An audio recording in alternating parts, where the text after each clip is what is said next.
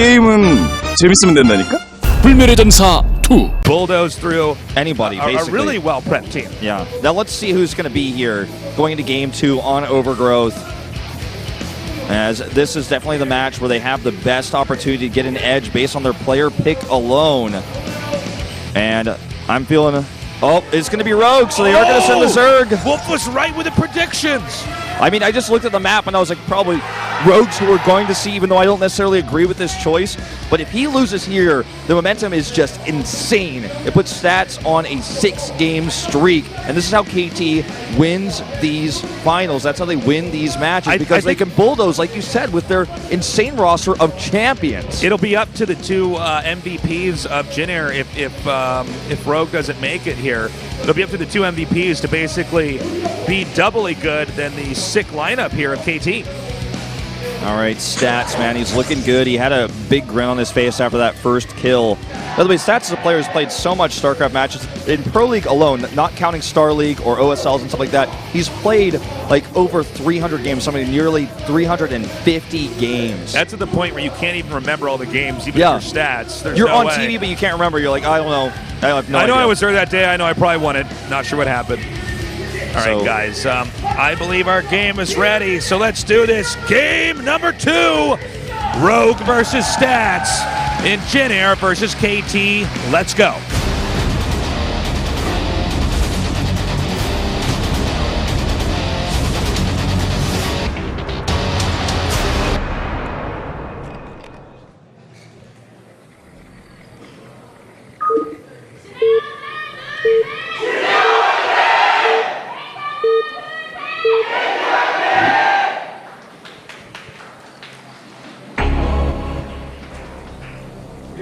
In the bottom left, in the green, it is Rogue.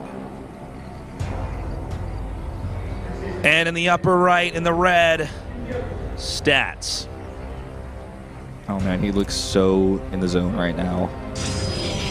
And, you know, KT Rolster has actually been in Brood War. They were in 13 different finals. I actually looked this up this morning because I was curious. I was like, well, I mean, it's one of the best teams in Brood War as well, right? It's Flash's team. Oh, yeah.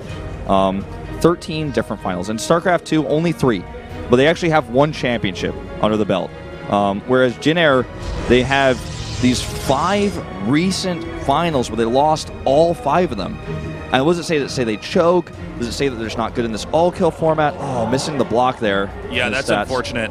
But I feel like, you know, if you lose Rogue here on a map that most people consider to be a Zerg map, Stats' momentum just goes to the roof, and then from that point on, you probably have to use SOS and Maru as your last 2 players, and that's very predictable. This early on. Oh, we got Scarlet, no regret down here. Foreign pros in Korea. Excellent. Welcome to the studio, guys. But if you are forced to use 2 players, the KT Rolster coaching staff, like HOT Forever, looks at this and he's like, okay, well, 2 players left. I know the maps. I know how you're going to play this. I can predict exactly how you're going to do this, and I can predict the counters and play them later on. Like, he knows exactly when he's going to use Zest as a result. So just too much momentum is given. I think Rogue has to win this. Or yeah, no, this is so important. I was talking about how Trap Smash might be the most important because we're going to see if Stats can be knocked out so they can start taking out the Giants. But the fact that they picked Rogue and not SOS or Maru here for game number 2 means they're really, if Rogue doesn't win this, it's going to be way hard in the late game for the other individuals to win. Especially when you consider that KT can essentially try to blank counter after each loss, assuming that you know, Stats and Maru, or SOS and Maru, excuse me, were to win a game there, they would at least have one opportunity to blind counter with one of their like juggernaut players. So I'm curious to see how Rogue is going to play this, because he and Dark have kind of both pioneered this Baneling style in this matchup, and most Zergs have moved away from Lurkers. We saw, you know, Biel try that last week in the CJ match. We've seen Sue play it a few times, but most Zergs are going for this Baneling style. Rogue, one of the main starters of this, which is kind of like traveled around the world now. It's basically a standard, which is a cool thing. Like, how far has StarCraft evolved? We have Banelings in ZVP. Let's see how Rogue wants to play this. There's the Overlord speed. We'll see if a Evolution Chamber and a Baneling Nest get dropped down soon, so we can do a little bit of Baneling drop harass. And this is quite popular in Korea, the harass style here. I think that you see Protosses that have gotten just so and I don't want to say too greedy, but they've definitely gotten so into teching off of a fast expand, because and I think it's in part because the Adept comes out on the map, and it's a headache. I mean, especially in the early days of Legacy of the Void, it was pretty painful for the Zergs to deal with. But I think behind that, a lot of Protoss said, wait a minute, I can get away with all sorts of stuff. And so the meta now shifts in this direction where Zerg do try to punish that. Yeah. We'll see if it's going to be the case this time around. Interesting, we have an Oracle coming out. Stats loves his Stargates in this matchup, and oftentimes he goes Phoenixes, but this time he's going to go for a greedy third base, and the Oracle can be useful for harass, but then we can send it back home to help defend against a large Zergling attack, for example, at his third base, because Oracles kill Zerglings very fast, so the utility of this Oracle is very high. He also scouts to see there's no drones at this third base yet, so he knows there's a lot of Lings on the map, and he will likely lose these Adepts as a result. He's trying to make it a positive trade. Oh, you can see it trying to get the angle there behind the gas. It looks like one does go down. That's actually pretty big there for Rogue, because he's now going to get the second Adept in good control. Oh, nice. Double cancels here. He's going to be able to just get both drones back. And easy win here for him. Actually, he's going to even keep the Spore because he scouted the Oracle earlier. So he saved a drone to defend his drone line later. Got a few Lings headed northbound right now to try to be a nuisance to that third base. Now, the Oracle may find a few kills here from these transferring drones, even going to further delay this.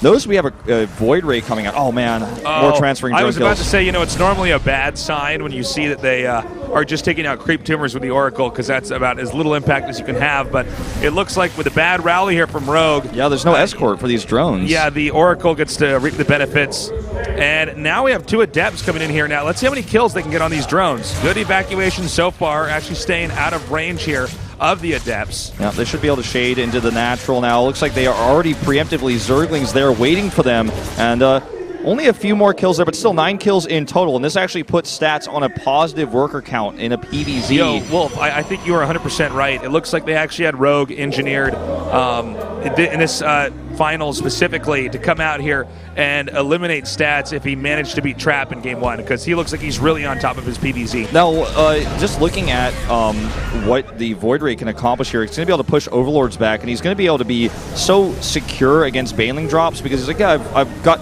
your Overlords on lockdown. You can't Baneling drop me. We saw the Evo Chamber go down. We saw the Baneling Nest go up, but this, this Void Ray he's teched in is going to be a total drop defense Overlord. And Rogue's getting shut down sword. He's actually about to get supply blocked by this Void Ray. Stats is playing out of his mind right now, and he's massively ahead, I'd say, early on in this game. He's still ahead in workers, 57-54. Let's see what Stats does about this fourth base here, because Rogue is going to take it, and this is like the pushing point if you're Protoss. You can get on the low ground, hit the drones. You can use Blink here onto the high ground. It's a very short distance from the second base here from Stats, which makes it just overall really easy to get in there. Occasionally, Zergs have to rely on counterattacking, but if the counterattacking hitting the third base doesn't go well, then Zerg just loses the fourth base. So this should be leading up to the climax. Absolutely. This Oracle's still looking for more damage, by the way. 8 kills in total, an unheard of amount of damage with, by the way, not even a single damage in hit points on it. It's at full shields, full health.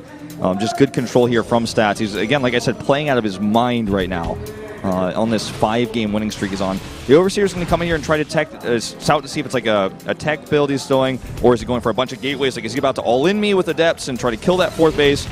But doesn't find much at this point. I mean, he sees everything, but he's like, oh, okay, well, you're just kind of slowly teching. He knows there's no attack coming anytime soon, so that's very important.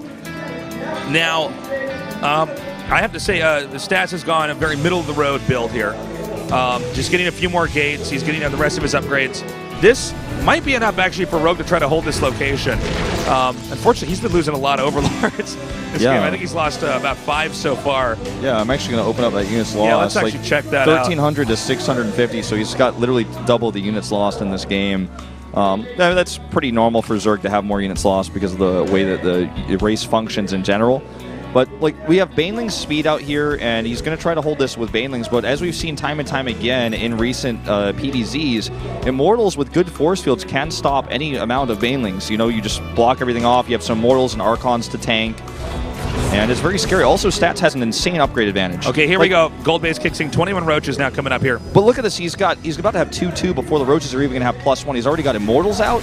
Yeah, what he's trying to do is he's hoping to win this with the math game and not with the upgrades game. Yeah. And we're going to have to see how effective it's going to be. It's your standard Zealot with double Immortal coming out here. This isn't always the way that Protoss like to play. Wow. But I think the combination of the Roaches connecting here, just annihilating the Zealots, when the Zealots are basically there to soak damage, as we've always seen them used basically all the time in StarCraft 2. They're there to, like, take damage so that everything else can deal damage. He wants to get into a good position here with these Roaches. Don't forget he has Speed Banes as well, and this army is caught. There's no reinforcements here. He only has 2 sentries. They're going to be so valuable. That's not enough. And they're going to continue to spill forward here. Now the Roaches are not all here able to connect, and some of those connecting with the all the Zealots are gone! Tasteless, the Zealots are gone to all the Banelings. This is so many Roaches. And like you said, he's going to make this a math game. He's going to try to overwhelm this tiny ground army now. And he's coming forward. Now we got a Time Warp coming up over here to try to slow this down. That makes that one Immortal on the far right and the upper one a lot stronger. A counterattack warp in here from Stats instead of warping in to defend. Now, is there vulnerability here at the third base is what I'm wondering. I know that eventually this harass should be picked off here by Rogue. Well, he's going to send more units back. I mean, there's more warp-ins coming in, and Rogue is going to have to make a difficult choice. He's hesitating a little bit here. No, okay, he is going to commit to the third. He's going to Ravagers, and this is so he can bust. You go to the Roaches to kill the army. You do the Ravagers to tear down the defenses over here because they're normally relying on static defenses to protect the Immortals, and of course the that's what I've been saying. They use a static defense to hide behind that so their Immortals are safe. But you can take out, for instance, the Cybernetics core. Now you're going to have to entirely rely on Immortals to try to take this out. And he's raining this down. Not the best dodges. No, not really. I mean, still damage going down the main, but it's going to be cleaned up eventually, I'd say. But Stats is holding on. Remember, if he doesn't break this, he's going to be on a 3-base economy. The main base is basically destroyed back at home for Rogue. So this is like actually becoming a better and better situation for Stats all the time. He's still got Zealots in the main. I think actually Rogue mismanaged this. I think Rogue got a little bit too greedy.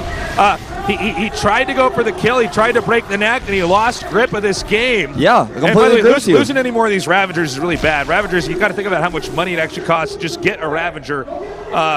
I mean, I think he might just be. It's game over. Here's another thing, Wolf.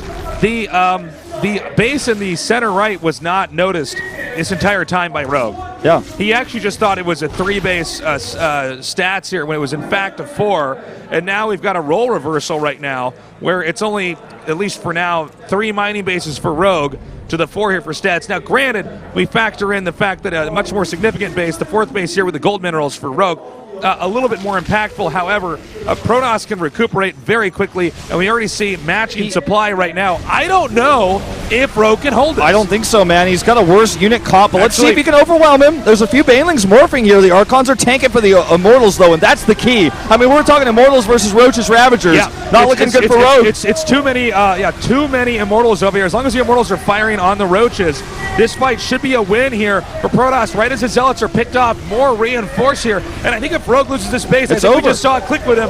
There's nothing he can do. And that means that KT is going to be up with a 2-0 lead unless Rogue decides to try to stay in this. But I just don't see it physically possible for him to recover. No, there's no way. Look at this warp in. Man, he's got all his overlords in one safe location. I think he's just trying to come to terms with this loss. There's no way he can hold. It's 4 bases to 3, or really 2, because the main's basically mined out. And this army is literally a counter to what Rogue's army is. And let's see the last fight. It's over. He's going to lose a decent amount of Zealots, but look at the barriers coming up on the Immortals. So many reinforcements here as well. He's continuing to push in here. This angle is never going to make a fair fight here for Rogue. The Immortals and the Archons are always going to be at a better arc to connect more damage here, and that's it. GG! KT, man. Stats is leading the charge. He's now 6 games in a row. If we factor in the last series Stats played in, he's officially a serial killer now. He's on a killing spree, Wolf. That's right. And I really worry for Jinner because now they only have 2 players left. Oh, he shows the 2. It's also, a victory sign there as well. Another notch symbol on his belt, another feather in his cap. Stats cannot be stopped right now. And I think the other KT guys are going, look, man, let me play one. Stats is like, hey, can you let me play a game? KT's like, no, my computer. My computer, my win streak, my turn. Stats just looks really, really strong. He does. I got to say, Rogue had a plan there, but this is also why we don't see Rogue dominating like the rest of these KT players in individual leagues. And I think it was, honestly, like a mistake to send Rogue out here, even though it's a good map for Zerg. Yeah. You now give Stats momentum, and that your team is in bad spirits. They have to stop Stats right now. Jinner has to stop Stats. We're actually going to get a lot of insight into the mind of Jin Air right now. Frost as we is decide, the map. Yeah, Frost is the map, and we've seen Maro come out on Frost many, many times in all different matches. If I had to pick one, I would be Maro on that map. Yeah, I think the thing is SOS can make some really cool things happen in PvP, but I feel like he's stronger in PvP on a smaller map. Even though he's shown great things in all sizes, I think this is a map where Maru's macro shines, his multitasking, his harassment, and he shuts stats down hard. I think that's what needs to happen here. I don't want to see any experimentation for Jin Air. They have a big roster, they've got great players, but it has to be Maru and SOS. Frankly, Wolf, if they lose this one, experimentation is out of the game. Yeah. You basically put one player on black and keep spinning the wheel until you clean the house out or you go home broke, because there is really no other option. So this is by far now the most pivotal point. Absolutely. Here for Jin Air. And by the way, I mean, at this point, we see the coach here at the bottom right. That's Hot 46, one of the earliest top Brood War players, a great Zerg player. He knows his players inside and out. He's one of these guys that doesn't just mentor the players and nurture them. He's somebody who knows the game in and out and knows how his players think. Yeah, he has tournament finals experience. He's a legend. A lot of Starcraft 2 fans don't know who he is because that was a long time ago. That was a long time ago. Yeah, I mean we're talking like early Starcraft 1, like very early. We are going to be going to a short break. When we come back, we'll continue on and also get to see who is picked next here for Jin Air against KT. So stay tuned.